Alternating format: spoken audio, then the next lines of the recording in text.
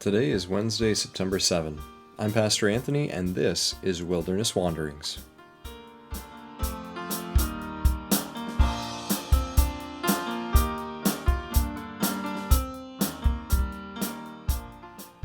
Today our text comes from Psalm 89. How long, Lord, will you hide yourself forever? How long will your wrath burn like fire? Remember how fleeting is my life. For what futility you have created all humanity. Who can live and not see death? Or who can escape the power of the grave?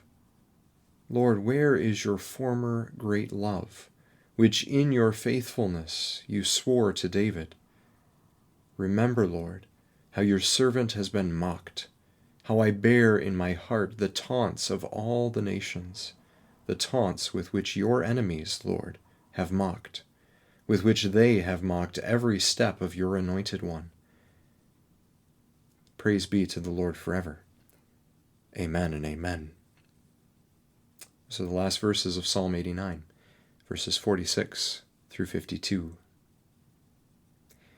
Now you may not know it from that particular selection of verses, but Psalm 89 is actually a very lovely, soaring psalm. Beautiful things are said of who God is, a God of righteousness, faithfulness, and loving kindness, who has created the world, subdued all chaos, and made a covenant with his people. The psalm spends long verses explaining the faithfulness of the Lord. It spends long verses describing the covenant made with King David and all his descendants. How even if those sons of David were unfaithful to the Old Testament law, that is, the covenant made at Sinai, how God would be faithful to his new covenant still, made with David. God's faithfulness is everlasting even when we fail. It is eternal. Nothing can break God's faithfulness. And God, who does not lie, the psalmist points out, made this promise to David unconditionally to ensure that David's line would continue forever. But then God broke his promise. Or at least it sure did seem that way to the psalmist who wrote this song. The dramatic turn comes quite suddenly upon us as the psalmist presents us with the devastation and abandonment experienced by God's people, a jarring juxtaposition. And the psalmist demands to know, how long will this continue, Lord? Your promise to David is everlasting.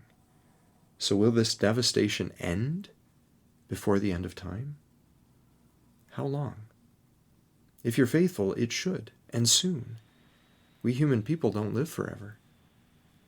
The psalmist further demands to know, where is this going to happen? Where is your former great love to be displayed? Because it certainly was not evident to the psalmist in any space that he could see. We Christian people hold on to a Christian hope of a future of life with Christ. But when our present life and situation on earth does not look like we hope it to one day in heaven, these questions the psalmist raises are pertinent to us too.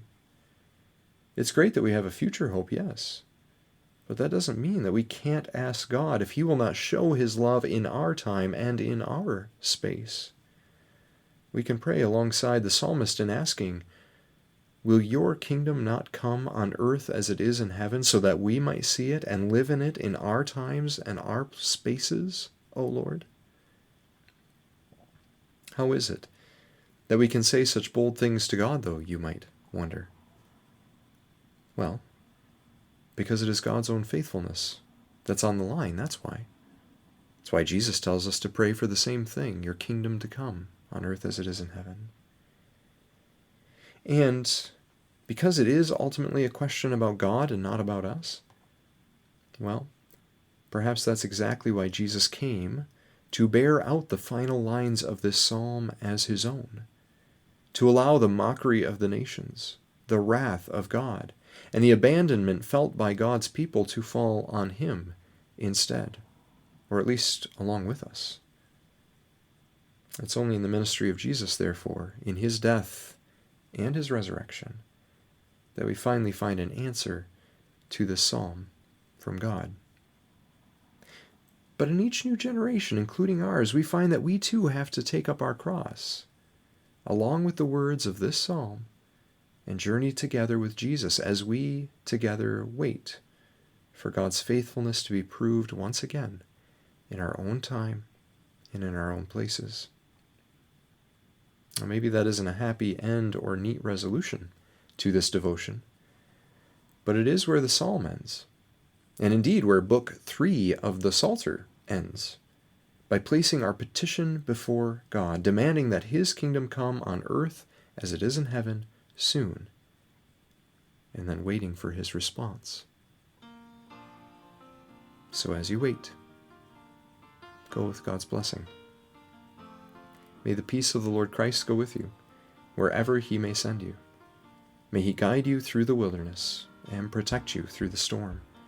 May he bring you home rejoicing at the wonders he has shown you. And may he bring you home rejoicing once again into our doors.